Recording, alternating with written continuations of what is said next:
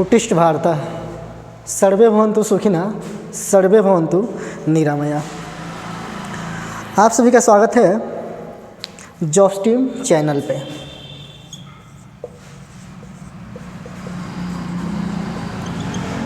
और आज से हम लोग सीक्वेंसली हर टॉपिक को डिस्कस करेंगे। आज हम लोग पढ़ने वाले हैं, पहले पढ़ेंगे बायोलॉजी का कुछ सेक्शन, उसके बाद पढ़ेंगे हम लोग मैथमेटिक्स का कुछ पार्ट, और फिर पढ़ेंगे गुरु नानक जी के बारे में।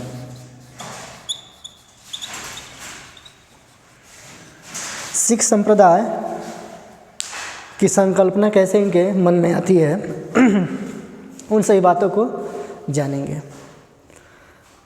और क्लास में जो भी बातें होगी उसको अगले आने वाला क्लासेस में आपको याद करके आना है क्लास में, ताकि जब आप एग्ज़ाम में बैठें, चाहे वो बिहार दरोगा हो या बिहार पुलिस का एग्ज़ाम हो, तो उस समय आपके लिए ये ऐसा विषय नहीं रहे ताकि आपकी नज़रों से वो सब्जेक्ट नहीं गुजरा हो, वो क्वेश्चन से आप कभी रूबरू नहीं हुए हों। तो चलिए शुरू करते हैं आज की क्लास को, और पहला सेक्शन लेते हैं बायोलॉजी। हम लोग सिर्फ वही टॉपिक कवर करेंगे जो टॉपिक्स एग्ज़ाम्स के लिए काफ़ी इम्पोर्टेंट हैं।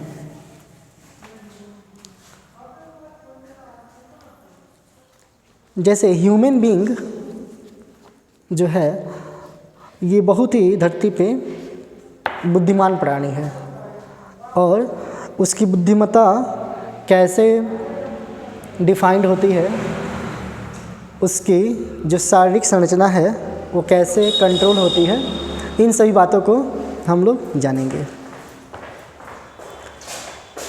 तो ह्यूमन बीइंग की बात करें, हम लोग मानव की बात करें, मानव यानी ह्यूमन, तो सबसे बड़ी चीज़ है मानव में कि इसके पास सोचने की क्षमता है। ब्रेन का विकास हुआ है, इंसान में ब्रेन है यानी दिमाग है, और दिमाग से ही पूरे शरीर की जो कंट्रोल सिस्टम है वो कंट्रोल होती है। यानी मेन हिस्सा क्या है? ब्रेन। उसके बाद आता है कि शरीर को, मानव को एनर्जी की आवश्यकता होती है, और एनर्जी की आवश्यकता होती है तो एनर्जी का रिक्वायरमेंट जो है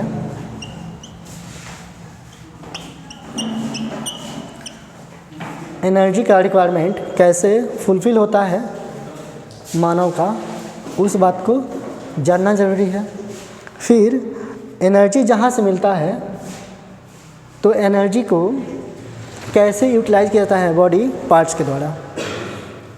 मानव शरीर की बात करें तो इसमें बहुत सारे ऑर्गेन्स हैं, और उन ऑर्गेन्स से कभी हम लोग सुनते हैं कि एंजाइम्स, कभी सुनते हैं कि उनमें विटामिन का क्या रोल होता है, कभी सुनते हैं कि प्रोटीन का क्या रोल है बॉडी में। तो इन सभी बातों को समझेंगे हम लोग। बेसिक सी बात है कि ह्यूमन बीइंग है तो ह्यूमन बीइंग को एनर्जी यानी ऊर्जा चाहिए, और ऊर्जा की पूर्ति इंसान को, मानव को होती है भोजन से यानी फूड से। तो भोजन की प्राप्ति इंसान की सबसे बड़ी सोचने की विषय रही है। वो इसलिए क्योंकि हम लोग डिपेंड हैं या तो एनिमल पे या फिर प्लांट्स पे। हम लोग का भोजन का जो स्रोत है वो या तो एनिमल है या तो प्लांट्स है। जैसे एनिमल की बात करें, जानवर की बात करें, तो जानवर से हम लोग को मिलता है बेसिकली दूध, मांस, और कुछ एनिमल के जो बाई प्रोडक्ट होते हैं उसका भी यूटिलाइजेशन हम लोग अपने जीवन में करते हैं। जैसे बात करें हम लोग मुर्गी यानी hen की, तो उससे हम लोग को अंडे प्राप्त होते हैं, तो उस अंडे का भी हम लोग भोजन के तौर पे इस्तेमाल किया करते हैं। वहीं कुछ जो एनिमल हैं उनका अलग अलग तरीके से इस्तेमाल हम लोग किया करते हैं। फिर बात करते हैं प्लांट्स से, तो प्लांट से हम लोग को बेसिकली भोजन के जो प्रोटीन वाले पार्ट हैं, जो विटामिन्स वाले पार्ट हैं वो मिलते हैं। कार्बोहाइड्रेट हम लोग को बेसिकली प्लांट से ही मिलते हैं। तो प्लांट से हम लोग को बेसिकली प्रोटीन,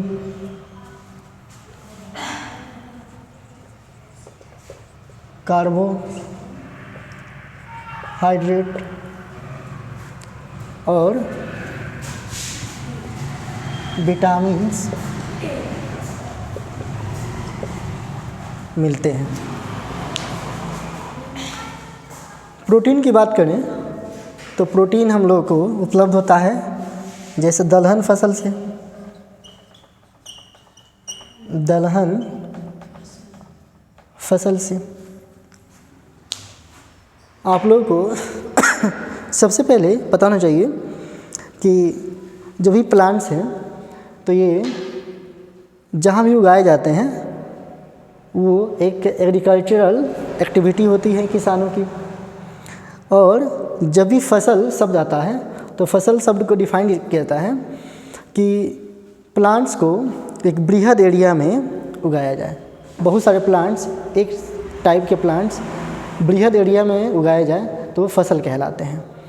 जैसे किसी ने एक गेहूं का बीज लिया और अपने घर में या घर के आसपास लगा दिया तो वो फसल नहीं कहलाएगा, क्योंकि वो इकलौता एक कोई प्लांट है। और प्लांट्स का ग्रुप, जैसे अभी आप लोग देखेंगे ठंड के मौसम में रबी फसल लगा हुआ है खेतों में, तो रबी फसल कहने का मतलब है कि ग्रुप्स ऑफ वीट। जब वीट का बहुत बड़े स्तर पे प्रोडक्शन हो रहा है वो क्या है? फसल है। दलहन फसल कहने का मतलब है कि जो भी दाल से संबंधित फसल है, जैसे चना हुआ, मूंग हुआ, अरहर हुआ और भी बहुत सारे उड़द हुए, खेसारी, लाइक दिस मटर, तो ये सभी दलहन फसल है। और दलहन फसल से हम लोगों को मिलता है प्रोटीन। प्रोटीन का क्या रोल है बॉडी में?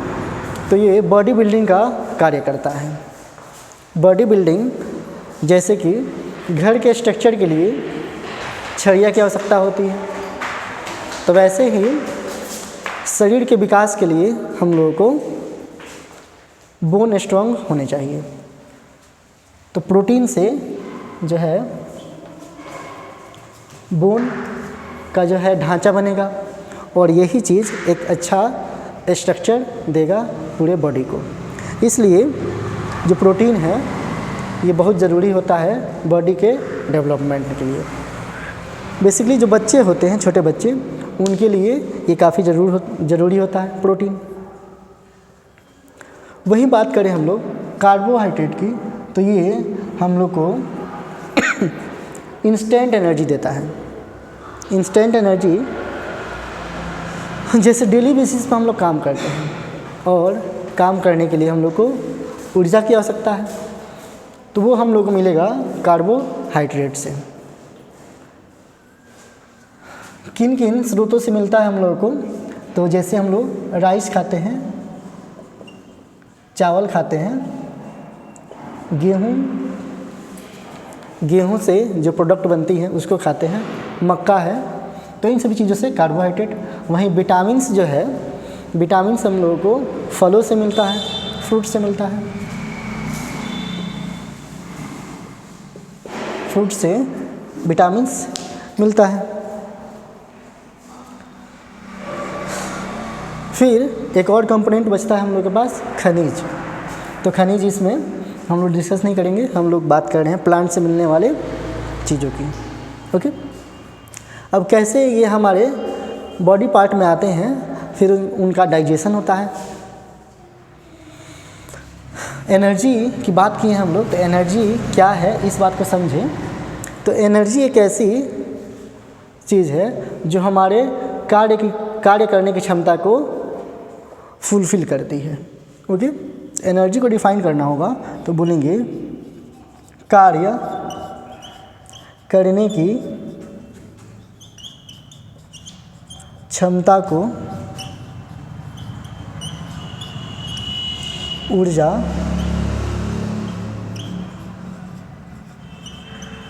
कहते हैं।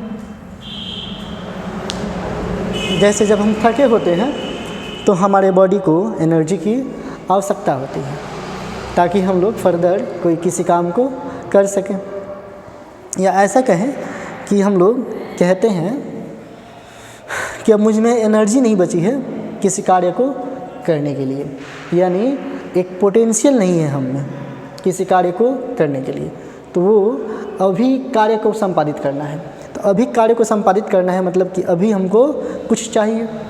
जैसे सिंपल सी बात समझें कि आप बाइक से कहीं जा रहे हैं, बाइक से कहीं जा रहे हैं, हो सकता है कि आपके गाड़ी का, बाइक का फ्यूल ख़त्म हो जाए, पेट्रोल ख़त्म हो जाए, तो उस समय आपको एट ए टाइम पेट्रोल चाहिए होगा ताकि आप लोग फिर सफ़र को कंटिन्यू कर सकें। अब ये जो रिक्वायरमेंट पड़ा फ्यूल का, वही क्या है उस गाड़ी के लिए, एनर्जी है, ऊर्जा है। वैसे ही बॉडी के लिए जो चीज़ आवश्यक है वो क्या है, एनर्जी। अब चूँकि गाड़ी के लिए एनर्जी का स्रोत क्या हुआ, फ्यूल, पेट्रोल हुआ। वहीं अब इंसान के शारीरिक क्षमताओं की बात करें तो उसके लिए ऊर्जा की आवश्यकता है, और ऊर्जा कहाँ से प्राप्त होगी, भोजन से प्राप्त होगी। अब बात करते हैं कि ये जो भोजन है ये हम लोग को एनर्जी दिया, फिर इस एनर्जी से सभी जो ऑर्गेन्स है वो कैसे फंक्शन करेंगे इस बात पे डिस्कशन करेंगे। तो जो फंक्शन करेंगे उस चीज़ को कहते हैं हम लोग डाइजेशन, यानी पाचन की क्रिया। पाचन की क्रिया होगी तो वो जो एनर्जी हम लोग लिए हैं बाहर से, फूड से, वो हमारे शरीर में एक्टिविटी को परफॉर्म करेगी। अब इन एक्टिविटीज़ को कैसे किया जाएगा उसकी बात करेंगे हम लोग। यहाँ ऊर्जा की बात हुई है तो धरती पे जो अल्टीमेट सोर्स ऑफ एनर्जी है वो है पृथ्वी। धरती पे सबसे प्रमुख जो स्रोत है ऊर्जा का वो है सूर्य। सूर्य से धरती पर सबसे ज़्यादा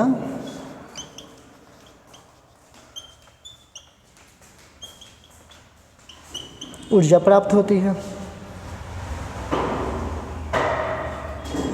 ऊर्जा प्राप्त होती है। तो सूर्य से धरती पर सबसे ज़्यादा ऊर्जा प्राप्त होती है, यानी सन जो है ये अल्टीमेट सोर्स ऑफ एनर्जी है। अब हम लोग को आना है कहाँ, इस पाचन क्रिया पे, क्योंकि ह्यूमन बीइंग के शारीरिक जो गतिविधियाँ हैं उसकी बात हम लोग कर रहे हैं। ठीक है, तो पाचन क्रिया कैसे कैसे होगी, किन किन अंगों के द्वारा होगी, इसको हम लोग डिटेल में पढ़ेंगे। तो चलिए शुरू करते हैं हम लोग पाचन क्रिया को।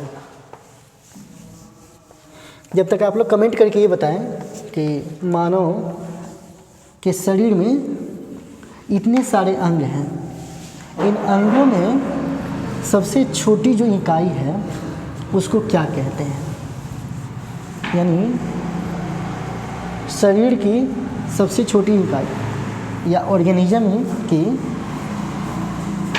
सबसे छोटी इकाई जो है वो क्या कहलाती है। कमेंट करके बताएं जब तक मैं बोर्ड को इरेज कर रहा हूँ।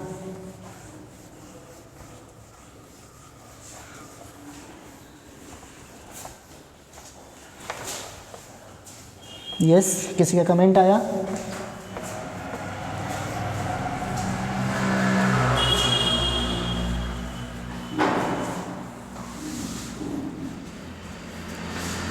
हाँ, तो पाचन क्रिया की बात कर रहे हैं हम लोग। आज हम लोग का टॉपिक है पाचन क्रिया।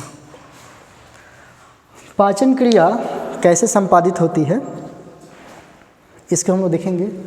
चलिए, तो शरीर की यानी ऑर्गेनिज्म की सबसे छोटी इकाई क्या है? कोशिका। याद रखेंगे क्या है, यहाँ लिखता हूँ मैं, कोशिका, है ना, ये क है, कोशिका। इंग्लिश में कहते हैं सेल। सेल की खोज 1665 ईस्वी में 1665 ईस्वी में रॉबर्ट हुक ने की थी। रॉबर्ट हुक ने की थी, याद रखना है इसको। अब बात करेंगे हम लोग कि कौन कौन सा वो स्टेज है जिसमें हम लोग के शरीर में होता है क्या? पाचन क्रिया। सबसे पहले समझेंगे कि पाचन क्रिया होती क्या है, कहते किसको है। तो इसको लिखेंगे हम लोग, पाचन क्रिया कहते किसको है। चूँकि हमारे शरीर में बहुत सारे एंजाइम्स सिक्रेट होते हैं और उन एंजाइम से जो भी भोजन हम लोग लेते हैं उनको तोड़ने का कार्य होता है। अब जब वो टूटते हैं फिर एनर्जी रिलीज करते हैं हमारे बॉडी में। तो क्या क्या चीज़ है, जैसे हम लोग बात करें, हम लोग बाहर से क्या लिए हैं? भोजन के पांचों तत्व, जैसे कौन कौन से तत्व होते हैं? कार्बोहाइड्रेट,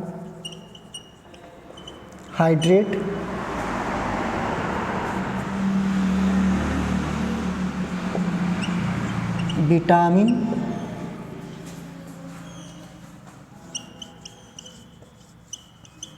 प्रोटीन, वसा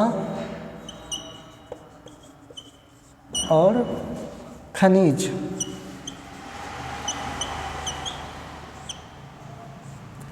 इंग्लिश में कार्बोहाइड्रेट ही होता है, विटामिन ही होता है, प्रोटीन ही होता है, बट वसा को कहते हैं हम लोग फैट और खनिज को कहते हैं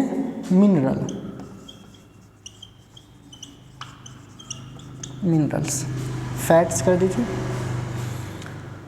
तो भोजन के पांचों तत्व ये जब एंजाइम्स के द्वारा क्या होते हैं? तोड़े जाते हैं, है ना। एंजाइम्स के द्वारा, एंजाइम्स हिंदी में भी लिखिएगा तो एंजाइम्स ही होगा। एंजाइम के द्वारा तोड़े जाते हैं,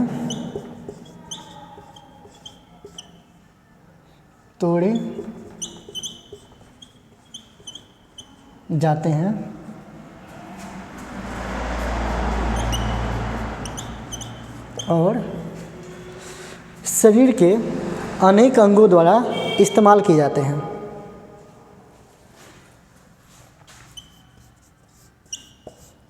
शरीर के विभिन्न या अनेक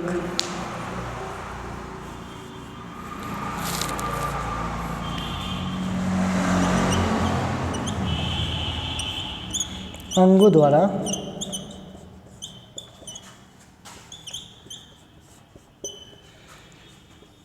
प्रयोग किए जाते हैं।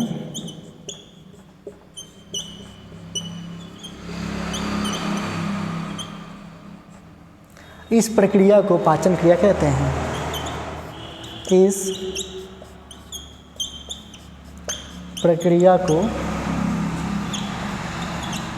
पाचन क्रिया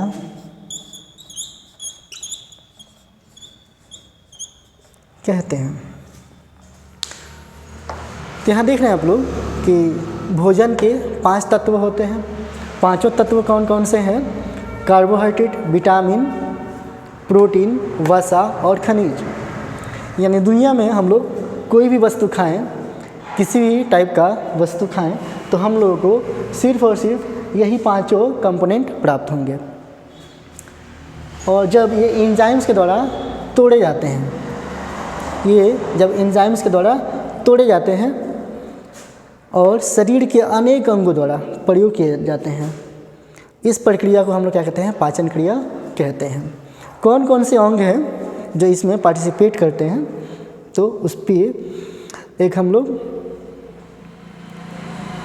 उस पर भी चर्चा करेंगे। अब ऐसा क्या बात है जिसकी वजह से इसको तोड़ना आवश्यक है? जिस प्रकार हम लोग कंप्यूटर को इंस्ट्रक्शन देते हैं, तो कंप्यूटर हमारे लैंग्वेज को नहीं समझ पाता। कंप्यूटर अपने उसको मशीन लैंग्वेज में कन्वर्ट करता है, फिर हमारे जो इंस्ट्रक्शन है उसको फॉलो करता है। वैसे ही जब हम लोग भोजन इनटेक किए हैं, खाना खाए हैं, तो वो खाना जो है, वो भोजन जो है, हमारे शरीर के अंगों के द्वारा वैसे जो है प्रयोग में नहीं लाए जाते हैं। जब उसको तोड़ दिया जाता है एंजाइम्स के द्वारा, फिर वो यूजेबल हो पाते हैं उन अंगों के लिए। जैसे बोलस है, बोलस जब बनता है खाना खाने के बाद, वो जा कर के मुंह से ही क्या होता है, प्रक्रिया शुरू हो जाती है पाचन की। और जब खाना पूरा मिक्सअप होता है तो उसको कहते हैं बोलस। एसोफेगस से होकर के वो जाता है अंदर और तभी से वो प्रक्रिया में लग जाता है।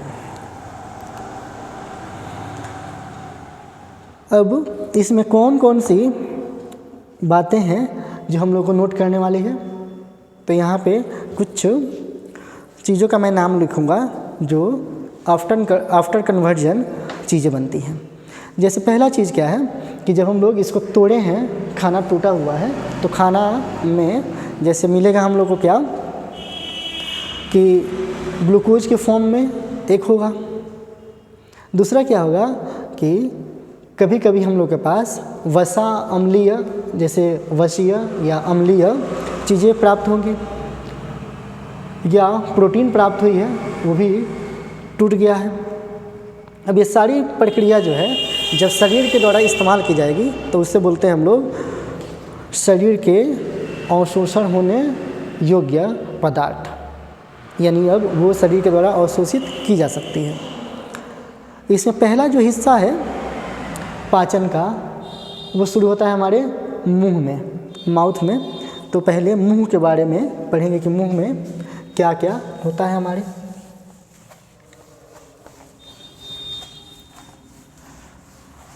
अगला क्वेश्चन आप लोग कमेंट करके बताएंगे कि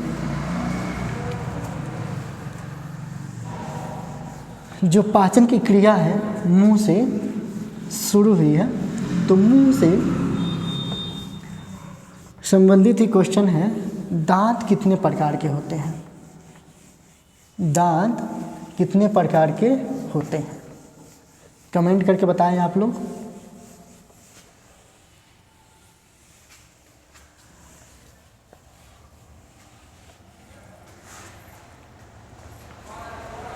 यस, पहला हम लोग इसे पढ़ेंगे कि मुंह, माउथ।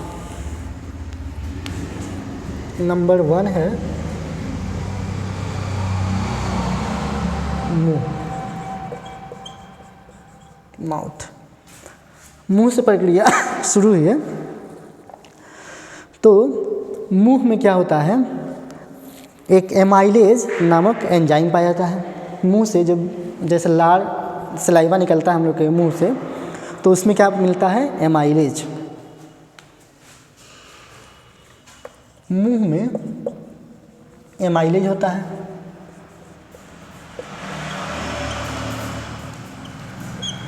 एमाइलेज एंजाइम होता है।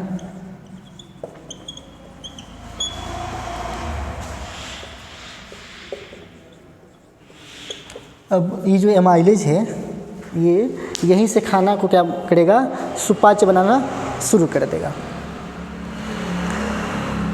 अब एमाइलेज जो है इसके द्वारा जो हम लोग रोटी खाए हैं, चावल खाए हैं, तो उसमें से कार्बोहाइड्रेट का पाचन शुरू कर देगा। तो सबसे सिंपल जो है पाचन का वो है कार्बोहाइड्रेट का पाचन। कार्बोहाइड्रेट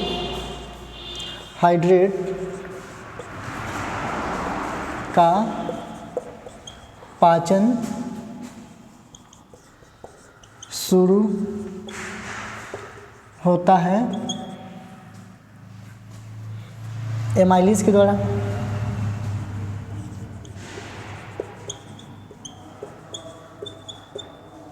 एमाइलेज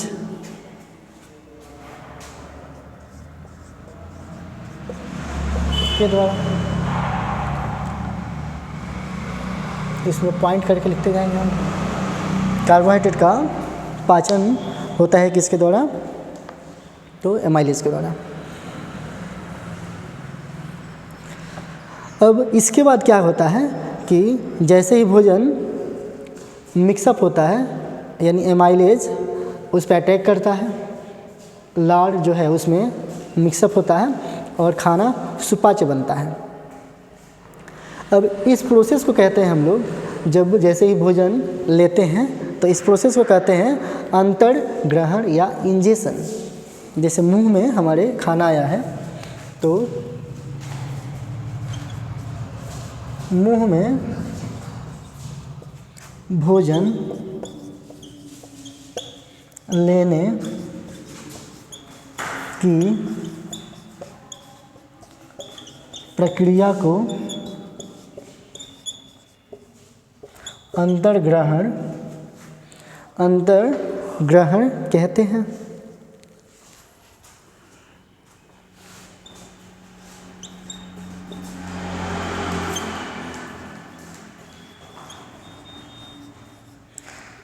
अंतर्ग्रहण को इंग्लिश में कहते हैं इंजेशन, इंजेशन कहते हैं।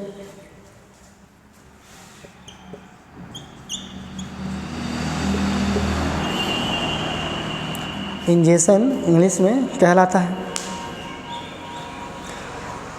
फिर जैसे हम लोग मुंह को ओपन करते हैं तो इसमें बहुत सारे इधर मसल्स दिखती हैं और उन मसल्स में रेडिश करके बहुत सारे पार्ट्स दिखते हैं। तो पार्ट्स क्या हैं इसके बारे में बात करें तो ये सभी पार्ट जो हैं ये लाल ग्रंथियाँ होती हैं। जैसे कभी कभी हम लोग की जीवा टूटती है तो उससे पानी निकलता है। कैसे हम लोग जीभ को मरोड़ते हैं तो उसमें से पानी निकलता है। जो पानी निकलता है ये पानी क्या है तो लार है, और जीभ के इस इधर जो हम लोग का गाल है इधर से वो चीज़ें निकलती हैं। तो ऐसे करके हमारे शरीर के इस माउथ वाले पार्ट में लगभग 600 ग्रंथियाँ होती हैं, लार ग्रंथियाँ होती हैं। तो अगला पॉइंट लिखेंगे कि मुंह में लगभग 600 लार ग्रंथियाँ होती हैं। ग्रंथियाँ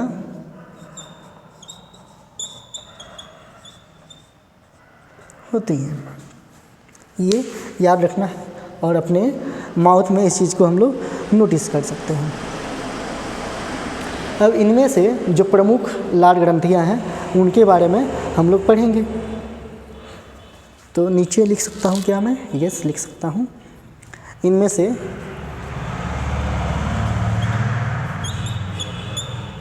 प्रमुख लार ग्रंथियाँ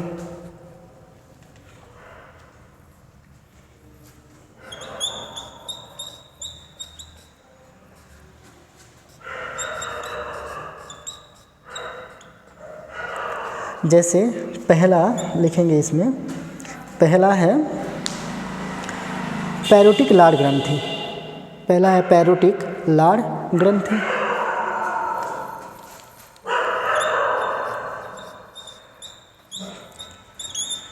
पैरोटिक लाड़ ग्रंथि। और हमारे माउथ में ये सबसे बड़ी लाड़ ग्रंथि होती है। सो पैरोटिक लाड़ ग्रंथि जो है ये सबसे बड़ी माउथ ग्रंथि है, ये सबसे बड़ी ग्रंथि है। ब्रैकेट में लिखेंगे सबसे बड़ी लाड़ ग्रंथि। सेकेंड नंबर हम लोग ऊपर देखेंगे, नीचे जगह नहीं है, इस चीज़ को मैं इरेज करता हूँ।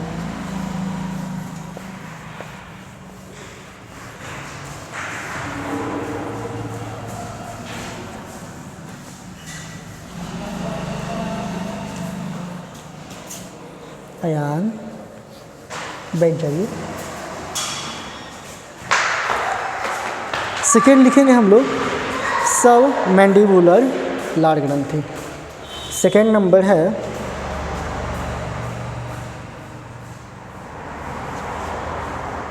सब मैंडिबुलर लाड़ ग्रंथि।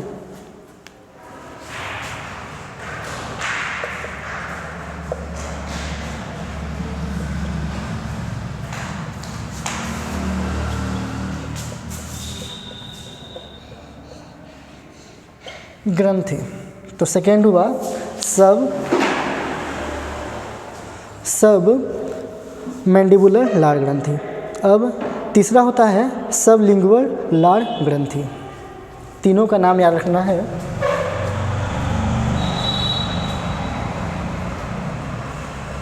सब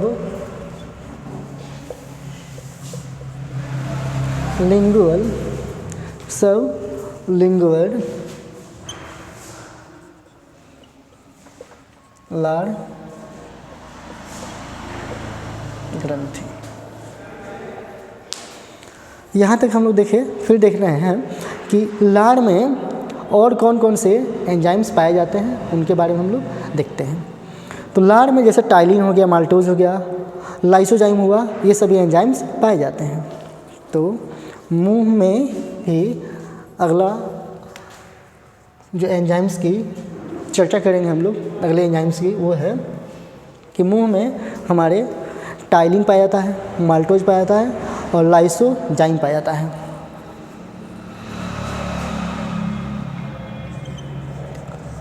लाड़ में ही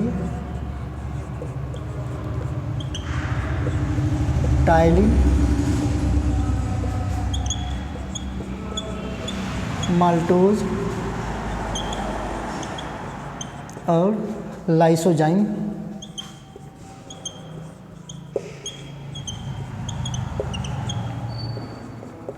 पाया जाता है। इसके बाद आगे हम लोग देखते हैं कि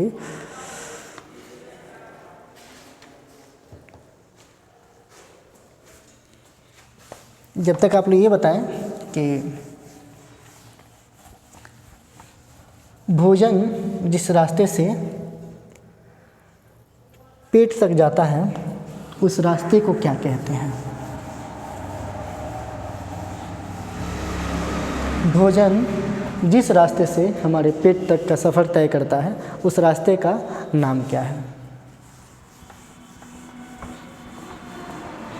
यस, कमेंट करके बताएं आप लोग।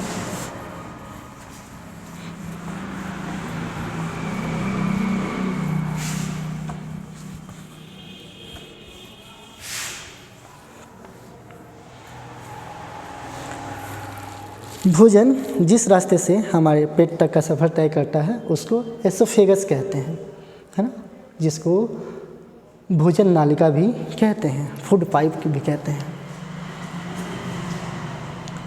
फूड पाइप या भोजन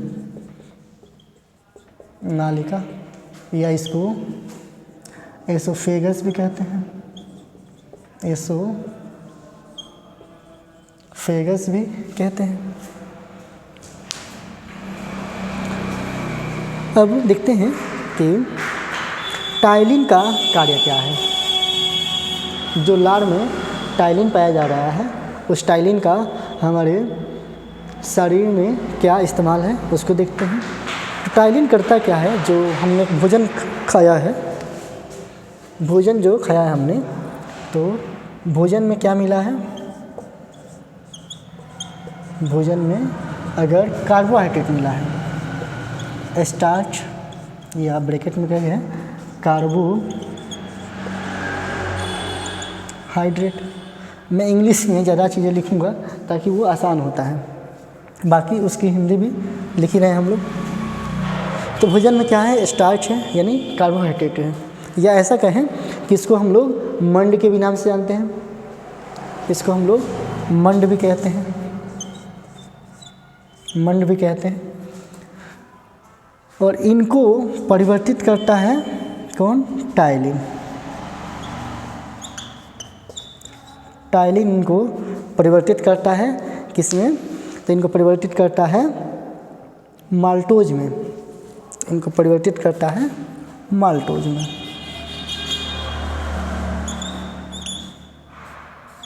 माल्टोज में अगला कि लार ग्रंथियों द्वारा जो स्रावित लार में कई प्रकीर्ण या म्यूकस पाए जाते हैं, यानी जो लार निकल रही है उसमें बहुत सारे एंजाइम्स में कुछ अलग म्यूकस यानी जो अलग दिखता है, उसके बारे में हम लोग बात नहीं करेंगे, कोई इम्पोर्टेंट नहीं है।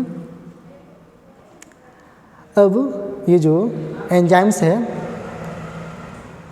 लार में जो एंजाइम्स होती हैं इसमें लगभग 95% से ज़्यादा जो है पानी होता है। अगर यहाँ पे टाइलिन की बात करें तो टाइलिन जो है 98% के आसपास पानी है, और बाकी 2% जो है वो मान सकते हैं हम लोग क्या कि एंजाइम होगा।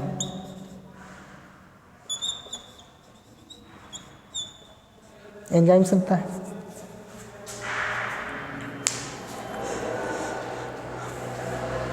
क्योंकि लार हल्का सा अम्लीय होता है जिसका pH 6.6 से 7 तक होता है, तो ये अम्लीय बहुत कम होता है। तो इसलिए टाइलिन की बात करें या लार की बात करें तो इसका pH वैल्यू जो होता है लगभग 6 से 7 pH स्केल पे होता है, तो 6 to 7 इसका वैल्यू होता है।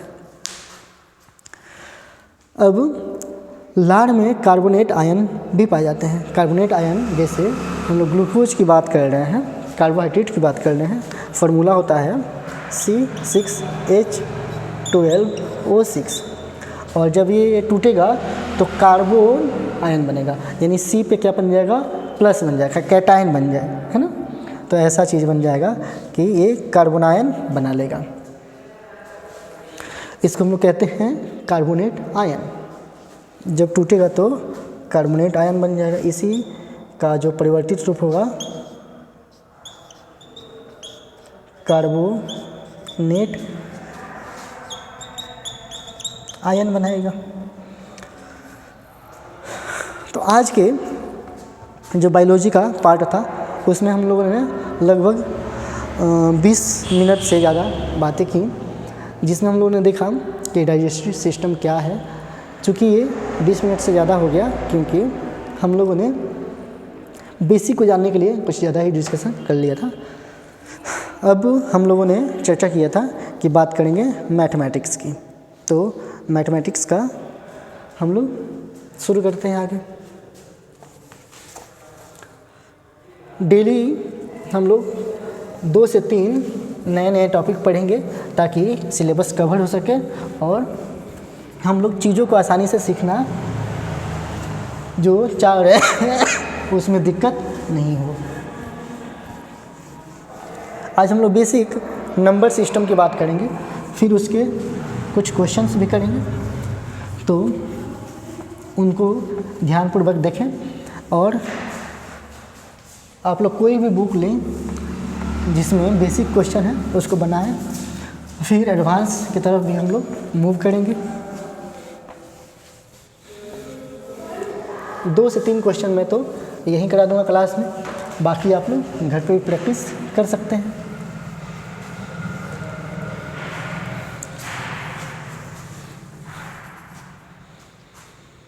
तो चलिए आज जो सेकेंड थिंग है वो है मैथमेटिक्स का चर्चा।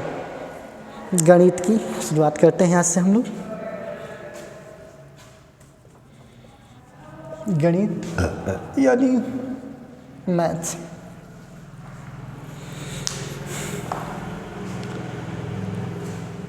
मैथ क्या है, कैलकुलेशन क्या है या क्वेश्चन क्या होते हैं मैथ्स के, इस बात को ऐसे समझें कि आप कभी भी किसी क्वेश्चन का सॉल्यूशन निकालते हैं तो एक नंबर आता है, एक वैल्यू देता है ना। तो मैथमेटिक्स में क्या होता है, वैल्यू निकालते हैं यानी मान निकालते हैं। मान किसका निकालते हैं, तो किसी कैलकुलेटिव पार्ट का। ओके, कैलकुलेटिव पार्ट कहने का मतलब जैसे यहाँ पे एक लाइन दिया है, एक रेखाखंड दिया गया है, तो इसकी अगर लेंथ मेजरमेंट करना हो तो हो सकता है कि 3 सेंटीमीटर हो सकता है कि 5 सेंटीमीटर हो। इस पे स्केल रखने के बाद हम लोग डिसाइड करेंगे। तो इसने एक वैल्यू दे दिया, एक मान दे दिया।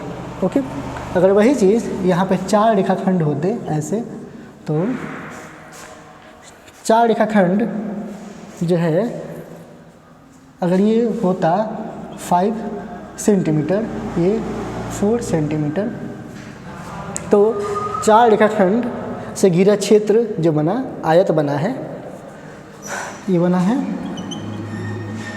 आयत। और इस आयत को बनाने में जो 4 रेखाखंड इस्तेमाल हुए हैं, इन रेखाखंड की लंबाई कितनी है उसको हम लोग जोड़ करके निकाल सकते हैं। कैसे निकालेंगे, तो ये 5 है, इसके सामने वाला भी 5 सेंटीमीटर, ये 4 है तो ये भी 4 सेंटीमीटर। सभी को जब हम लोगों ने ऐड अप किया यानी तो 5 + 4 + 5 + 4, 5 + 4 9 + 9 इट इज़ 18 सेंटीमीटर। तो अगर ऐसा आयत बनाना होता हम लोगों को तो 18 सेंटीमीटर लंबी वायर की आवश्यकता पड़ती।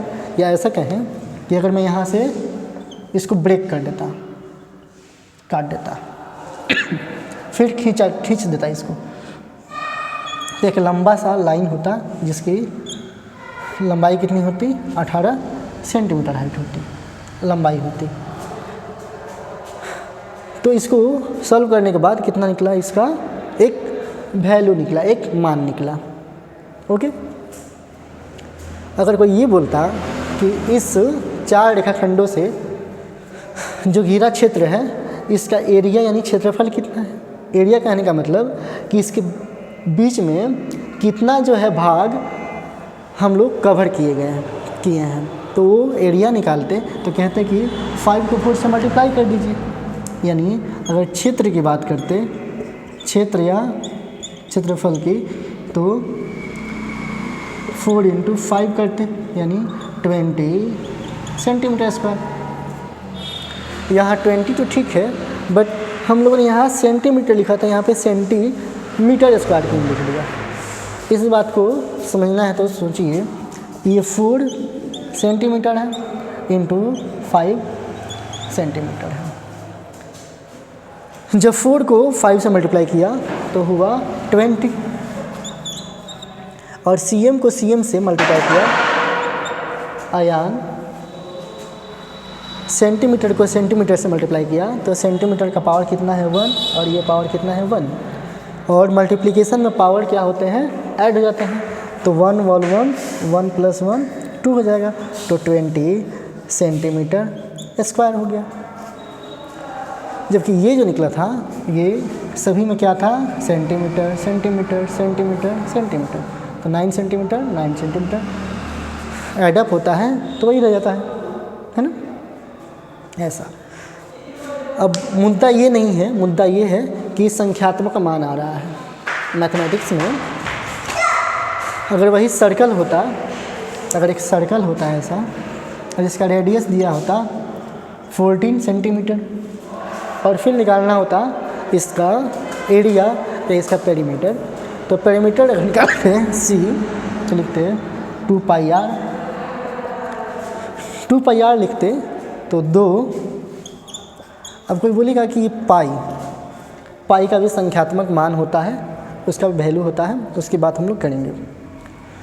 जनरली हम लोग लिखते हैं 22/7 या 22 में 7 से डिवाइड कीजिएगा तो 22/7 कीजिएगा तो आएगा 3.14 एंड फर्दर और आगे जाएगा ये, है ना।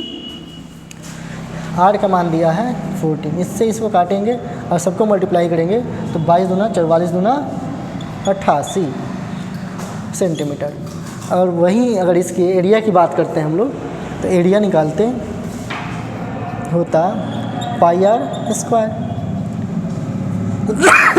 पाई का वैल्यू 22/7, आर का वैल्यू 14 × 14। अगर इससे काटते तो आता 7 दूना 14, फिर मल्टीप्लाई करके निकालना पड़ता जितना आता।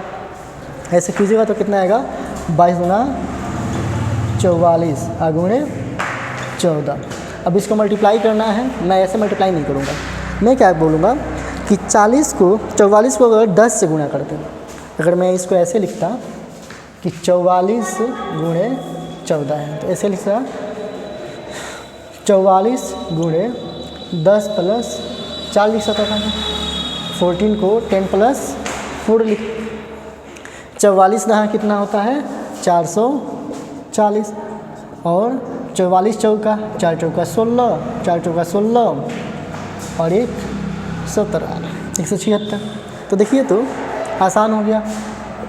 6 7 4 7 4 11 4 1 5 1 6 616। तो यहाँ पे डायरेक्ट कितना आता 616। अब इतना लंबा करना नहीं था, मैं बताने के लिए ऐसा किया आप लोगों को। क्या करना होता है यहाँ पे हम लोगों को कि 44 दहाँ के 400 और 44 चौका 176, वैसे मल्टीप्लाई करके हम लोग निकाल लेते हैं, फिर इसका वैल्यू निकल जाता। अब इतना कैलकुलेशन मैंने क्यों किया, वो ये दिखाने के लिए कि जब भी कोई क्वेश्चन बनाते हैं हम लोग तो उसका उत्तर जो आता है एक न्यूमेरिक वैल्यू आता है। यहाँ सेंटीमीटर स्क्वायर न्यूमेरिक वैल्यू आता है, यानी एक मान आता है। तो मैथमेटिक्स में कभी भी कोई क्वेश्चन बनाएंगे तो एक वैल्यू आएगा। वो वैल्यू क्या होगा, एक चीज़ के रिप्रेजेंटेशन को बताएगा, उस क्वांटिटी को बताएगा। ओके, वो क्वांटिटी क्या कहा जाएगा, संख्या। यानी किसी भी क्वेश्चन का सॉल्यूशन जो होगा एक संख्या। तो आखिर ये संख्या किसे कहते हैं, क्या है, इस बात को जानना जरूरी है। जैसे पहले क्वेश्चन में देखेंगे तो 5 4 या इनका रिजल्ट आया 18, तो यहाँ 5 4 अलग एक यूनिट था। जब 18 आया तो इसमें 2 यूनिट आ गया। वहीं जब यहाँ देखे तो 3 यूनिट आ गया। ये क्या है, यहाँ दिख रहे हैं कि 6 2 बार आ गया है, यहाँ दिख रहा है कि 2 0 आ गया है, यहाँ दिख रहे हैं कि 1 8 आया है। यानी कहने का मतलब ये है कि जब भी हम लोग संख्या बना रहे हैं, संख्या आ रहा है कोई, तो उसमें बहुत सारे अंक हैं, उसमें बहुत सारे डिजिट्स हैं। यानी डिजिट के बारे में, अंक के बारे में पढ़ना है और संख्या के बारे में पढ़ना है। ठीक है, तो अंक जानते हैं हम लोग कि 0 1 2 3 4 5 6 7 8 एंड 9। तो दुनिया में कोई भी संख्या बनानी होगी हम लोग को तो 0 से 9 तक यानी 10 डिजिट का ही इस्तेमाल किया जाएगा। इन 10 डिजिट की सहायता से हम लोग दुनिया का हर संख्या बना सकते हैं। ओके, अब संख्या क्या हुआ, तो संख्या अंकों के समूह को संख्या कहते हैं, संख्या कहते हैं। कैसे? जैसे यहाँ पे इस संख्या में सिर्फ एक अंक है 5, इस संख्या में सिर्फ एक अंक है 4, वहीं इस संख्या में 2 अंक है 1 और 8। इस संख्या में कितने अंक हैं? 2 अंक, 2 और 0। इस संख्या में कितने अंक हैं? 2 अंक, 8 और 8 डबल 8। वहीं इस संख्या में कितने अंक हैं? 3 अंक हैं। ओके, तो अंकों के समूह को संख्या कह रहे हैं। तो संख्या जो है 1 से शुरू होगा और यहाँ इनफाइनाइट तक जाएगा, इनफाइनाइट तक जाएगा। यानी सबसे छोटी संख्या क्या हो गई? सबसे छोटी संख्या 1। और ये क्या हो गया? यहाँ पे देख रहे हैं हम लोग सबसे बड़ी संख्या। तो दुनिया में सबसे छोटी संख्या क्या है? 1। और दुनिया में सबसे बड़ी संख्या इनफाइनाइट। इसको हिंदी में कहते हैं अनंत और इंग्लिश में कहते हैं इनफाइनाइट। तो सबसे बड़ी संख्या इनफाइनाइट, सबसे छोटी संख्या 1। अब वहीं बात करें हम लोग कि इनके बीच में तो बहुत सारे ब्रैकेट्स आएंगे, बहुत सारे ब्रैकेट्स आएंगे। जैसे कभी बात कर रहे थे कि 1 अंक की संख्या है, 2 अंक की संख्या है, 3 अंक की संख्या है। तो ऐसे भी तो हो सकता है ना कि 1 अंक की संख्या कहाँ से कहाँ तक है। तो देखें तो 1 2 3 3 ऐसे 4 5 6 7 8 9, 1 से 9 तक आया तो ये हो गया 1 अंक का। यानी इसके बाद जैसे ही अगला संख्या 10 आएगा तो इसमें कितने अंक हो जाएंगे? 10 हो जाएंगे। और ऐसे चलते चलते कहाँ तक जाएंगे? 99 तक। तो ये 2 अंक की संख्या हो गए। 99 से जैसे ही आगे बढ़ेंगे हम लोग तो 100 आएगा, जिसमें कितने अंक हो जाएंगे? 3 अंक हो जाएंगे। और ऐसे जाते जाते 999 तक जाएगा। फिर जाएंगे आगे तो 1000। तो अब हम लोग कहेंगे कि 1 से 9 तक की संख्या जो है 1 अंक की संख्या है। ये 1 अंकीय। 1 अंकीय में सबसे छोटी संख्या ये स्मॉलेस्ट, और 1 अंकीय में ये लार्जेस्ट। वैसे सिंपली अब आप लोग समझ सकते हैं कि दूसरे भी संख्या ऐसे भी होंगे।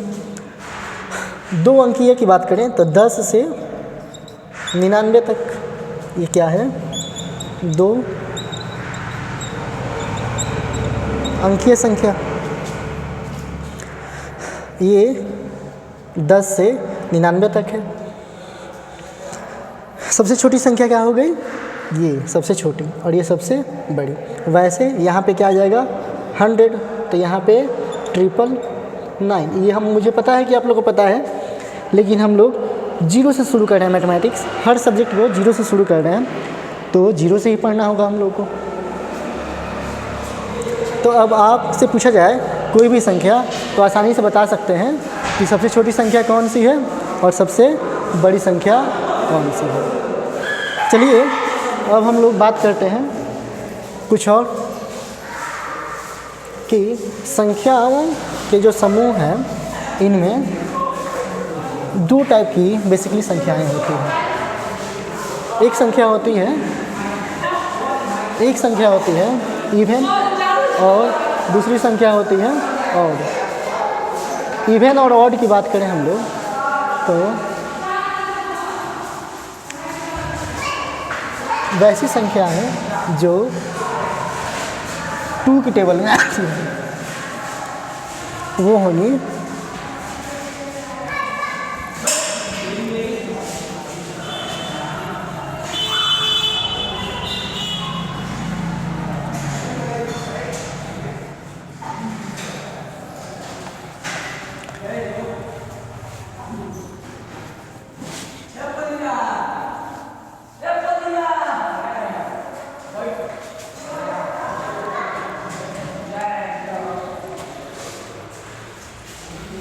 तो जो संख्या 1 से शुरू हुआ है और इनफाइनाइट तक गया है, अनंत तक गया है। इसमें बेसिकली 2 डिवीज़न होगा, 1 3 5 7 9 लाइक दिस। दूसरा होगा इनको छोड़ने के बाद यहाँ जो गैप बचा 2 4 6 8 लाइक दिस। जो ऐसी संख्याएं बन रही हैं इनको हम लोग कहेंगे ऑड नंबर, यानी विषम संख्या कहते हैं। वहीं यहाँ हम लोग बोलेंगे इनको इवन नंबर्स, यानी सम संख्या। जाएं आप लोग। अब बात करते हैं हम लोग कि कैसे, ये तो छोटी छोटी संख्याएं हैं तो इनको में हम लोग बता पा रहे हैं कि ये ऑड या इवन संख्याएं हैं, बट जब बड़ी बड़ी संख्याएं होंगी तो उनमें कैसे बता पाएंगे कि ये ऑड है या इवन संख्या है। जैसे यहाँ लिखा है 1879 53846। ऐसी संख्याओं में कैसे पता करेंगे कि ये ऑड है या इवन संख्या है। तो इसमें हम लोग देखेंगे कि जिन संख्याओं के लास्ट में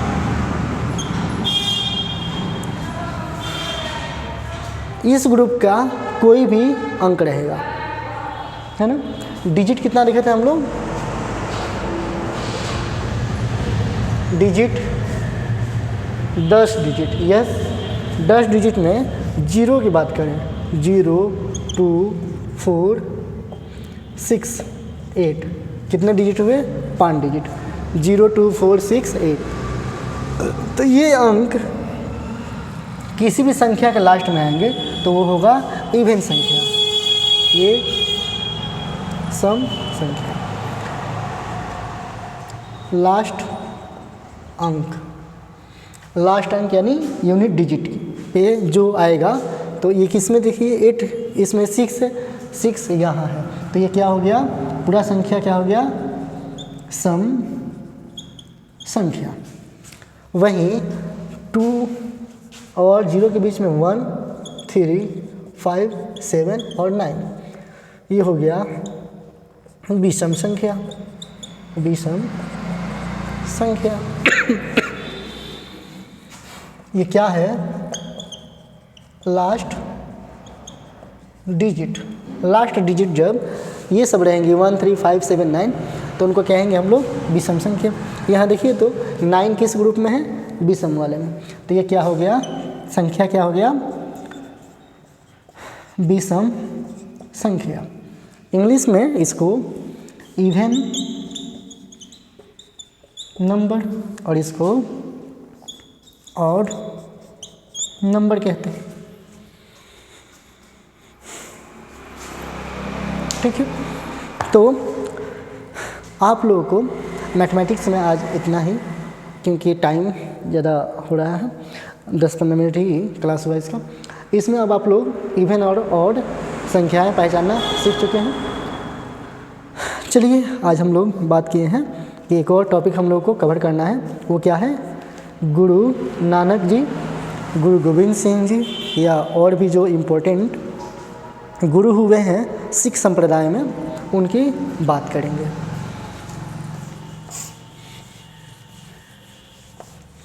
जब तक आप लोग ये बताएं कि 5 अंक की सबसे बड़ी संख्या कौन सी है, कमेंट करके बताएं 5 अंक की सबसे बड़ी संख्या कौन सी संख्या है।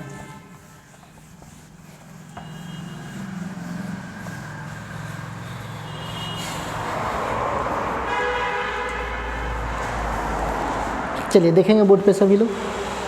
मैंने बोला है 5 अंक की, 5 अंकों की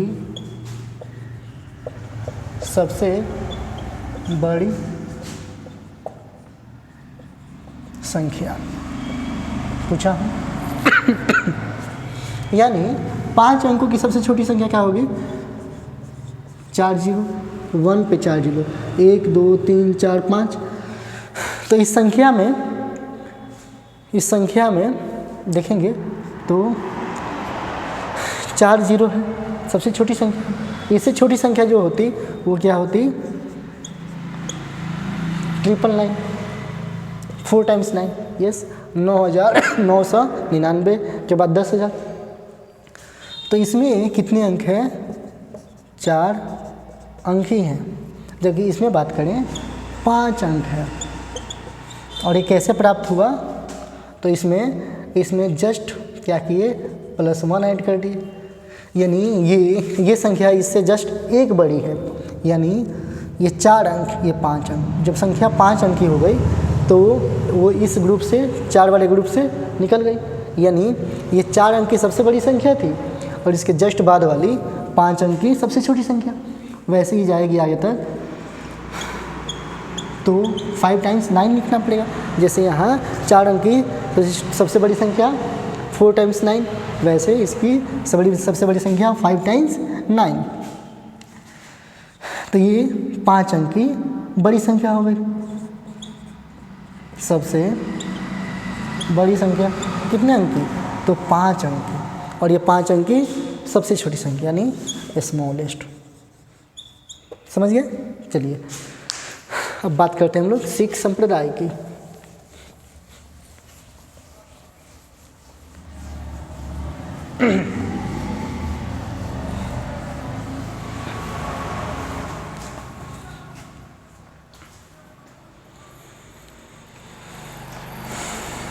तो सिख संप्रदाय भारत के किस राज्य में है, किस राज्य में इसकी शुरुआत होती है? सिख संप्रदाय। सबसे पहले आप लोग ये बताएं कि भारत में कितने राज्य हैं? यस 28 राज्य हैं। भारत में कुल 28 राज्य हैं और 8 केंद्र शासित प्रदेश हैं। इंग्लिश में कहते हैं इसको यूनियन टेरिटरीज और ये स्टेट्स। इन 28 राज्यों में कौन सा राज्य है जहाँ पे सिख संप्रदाय फलीभूत हुआ? तो वो था पंजाब, है ना। पंजाब में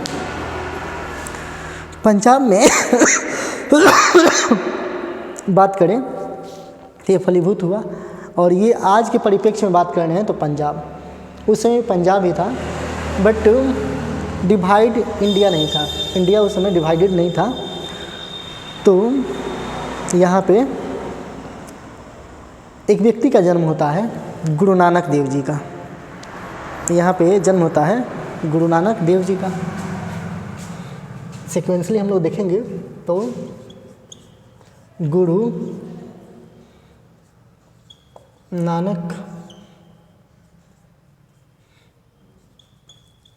देव, गुरु नानक जी का जन्म होता है 1469 में। 1469 में जन्म हुआ। याद कैसे रहेगा 1469? तो इसके 400 साल बाद महात्मा गांधी का जन्म होता है।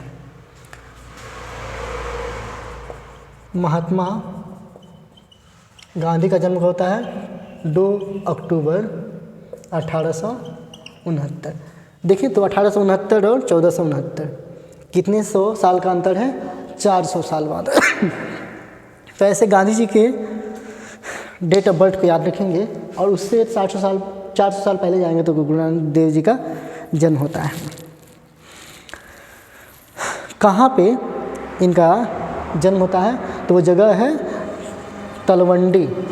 जगह का नाम है तलवंडी। जन्म तलवंडी में। तलवंडी जो है वर्तमान में इसको ननकाना साहिब के नाम से जानते हैं। अब इसको हम लोग जानते हैं ननकाना साहिब। ननकाना साहिब के नाम से जानते हैं, चूँकि अब ये पाकिस्तान में पड़ता है। पाकिस्तान में जाएंगे आप लोग तो पाकिस्तान का जो पूर्वी हिस्सा है वहाँ एक जगह है शेखपुरा, तो वहाँ पे ये पड़ता है। वर्तमान में इसकी बात करें, तलवंडी की वर्तमान की स्थिति, तो पाकिस्तान के शेखपुरा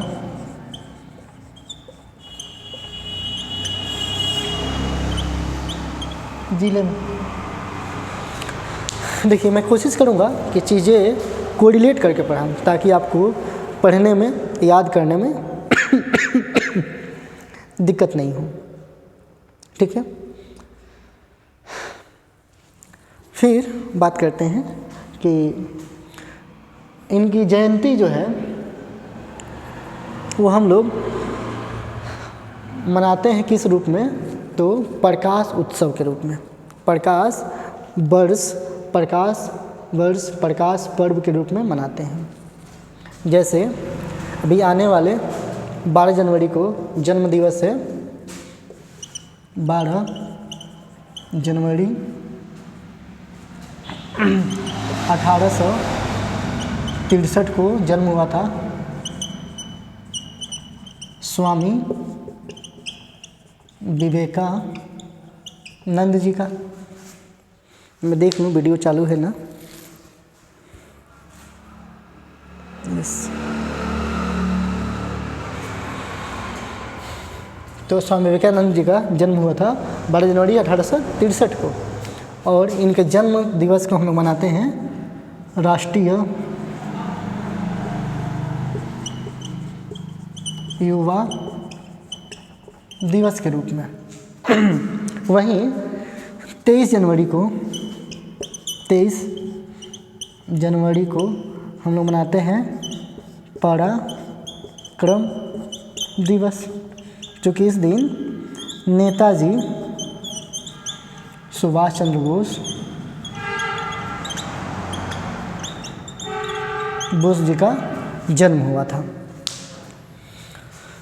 तो डेट को क्या करना है कि हमेशा ही कुछ अलग सोचना है, अलग याद करके रखना है, ताकि आने वाले के समय में एग्ज़ाम्स में जब आप बैठे तो कॉन्फिडेंसली बैठे और कॉन्फिडेंट आप लोगों में दिखना चाहिए, ताकि एग्ज़ाम्स को आप क्रैक कर सकें।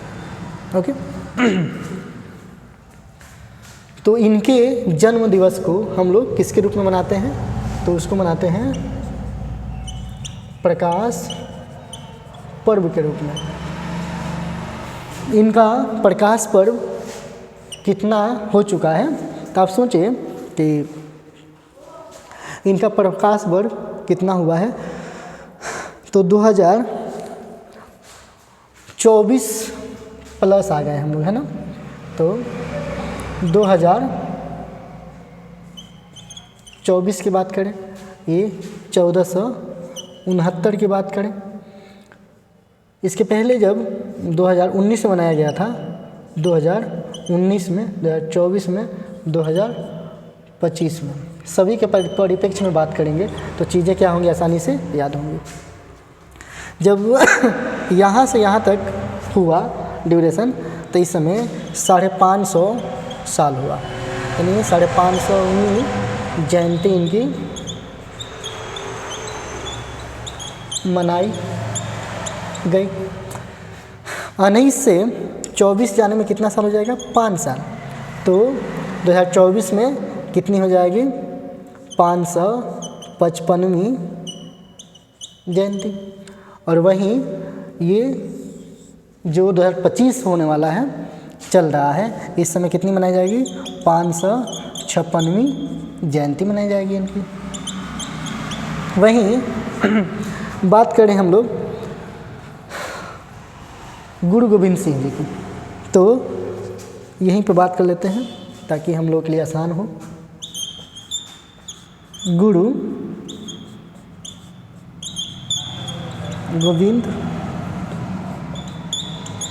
सिंह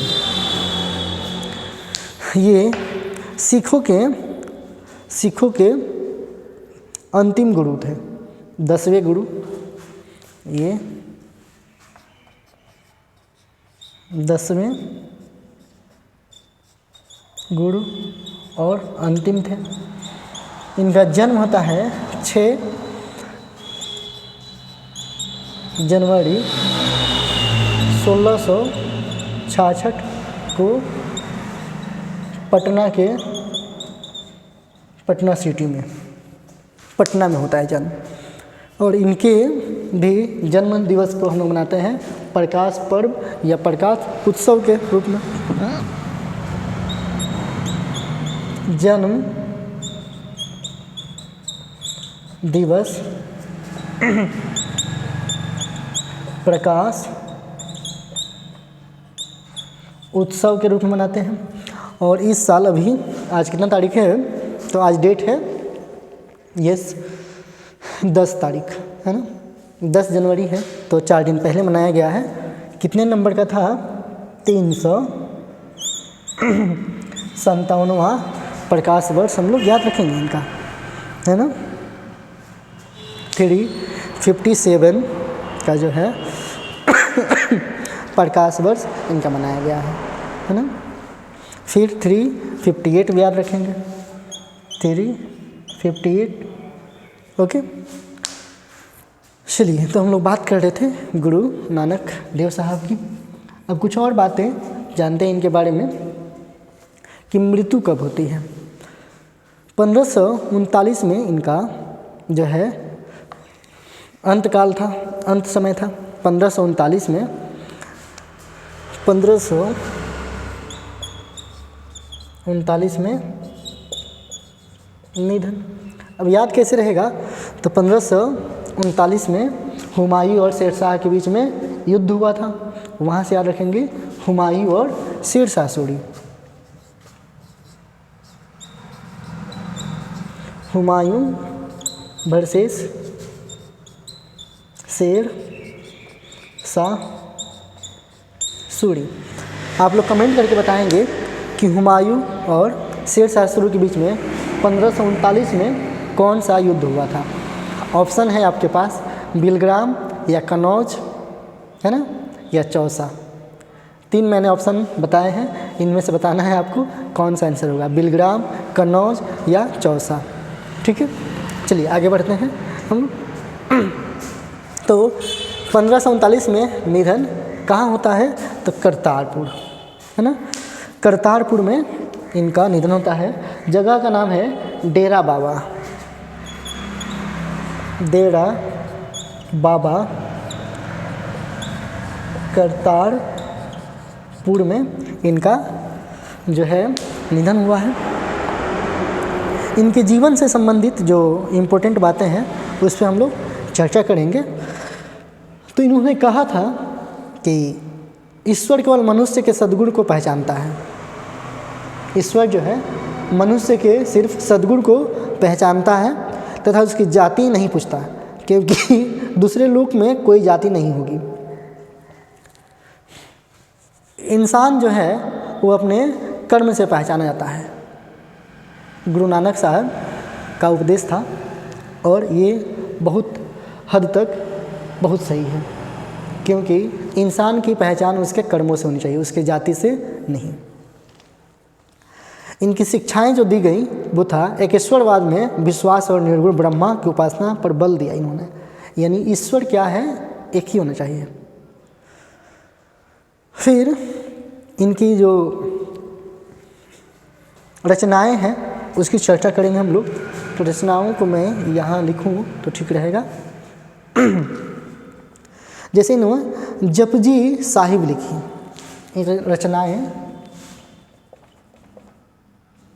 रचनाएं जो हैं उनमें जपजी साहिब,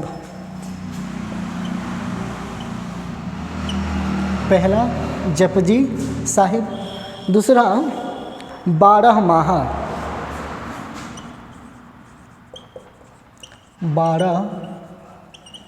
माहा और तीसरा तथा अंतिम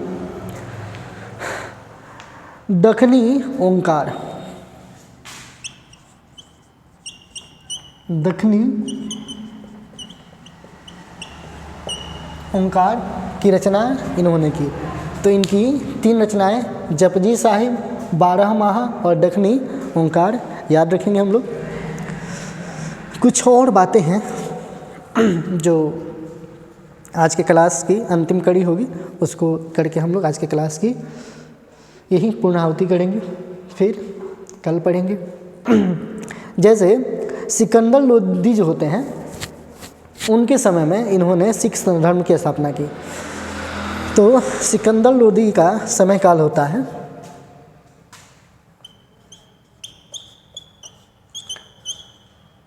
सिकंदर लोदी